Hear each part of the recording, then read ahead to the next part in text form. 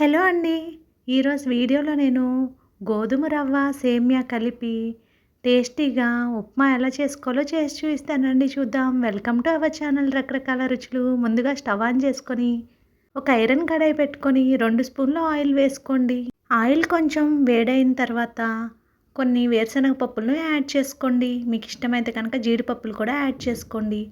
ఒక స్పూన్ పచ్చిశనగపప్పు యాడ్ చేసుకొని అవి కొంచెం వేగాక ఒక స్పూన్ మినపప్పు, ఒక స్పూన్ జీలకర్ర, ఒక స్పూన్ ఆవాలు వేసుకొని అవి దోరగా వేయించుకున్న తర్వాత మనం ముందుగా కట్ చేసి పెట్టుకున్న అల్లం తరుగును అలాగే కరివేపాకు తరుగును యాడ్ చేసుకోండి.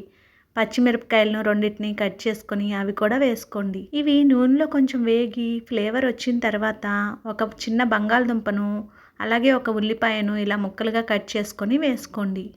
ఇష్టమైన వారు క్యారెట్ను అలాగే టమాటోను కూడా యాడ్ చేసుకోవచ్చు. నేను ఇక్కడ అవేమీ యాడ్ చేయలేదు. ఇలా చేసుకున్నా బాగుంటుంది టేస్టీగా. ఇప్పుడు రుచికి సరిపడా ఉప్పును కూడా యాడ్ చేసుకోండి. మీరు కనుక మన ఛానల్ని ఫస్ట్ టైం చూస్తూ ఉంటే సబ్స్క్రైబ్ చేసుకోండి, వీడియోని లైక్ చేయండి.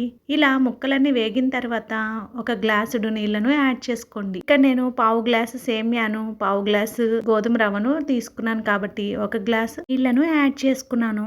ఎందుకంటే మొత్తం కలిపి ఒక అర గ్లాసు రవ్వ సేమ్యా కాబట్టి. నీరు ఈ విధంగా బాగా తెరిలిన తర్వాత మనం ముందుగా కొలిచి పెట్టుకున్న రవ్వను సేమ్యాను యాడ్ చేసుకోవాలి.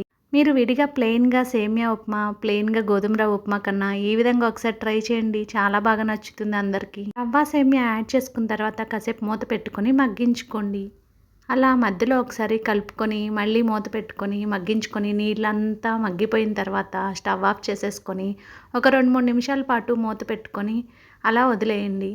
ఆ తర్వాత సర్వ్ చేస్తే పొడి పొడిలాడుతూ సేమ్యా రవ్వ ఉప్మా చాలా టేస్టీగా బాగుంటుంది. తప్పకుండా మీరు కూడా ఒకసారి ట్రై చేసి ఎలా ఉంది అనేది కామెంట్ సెక్షన్లో కామెంట్ చేయండి. మీకు కనుక ఈ వీడియో నచ్చినట్లయితే వీడియోని లైక్ చేయండి. మన ఛానల్ని సబ్స్క్రైబ్ చేసుకోండి. Thank you for watching our channel.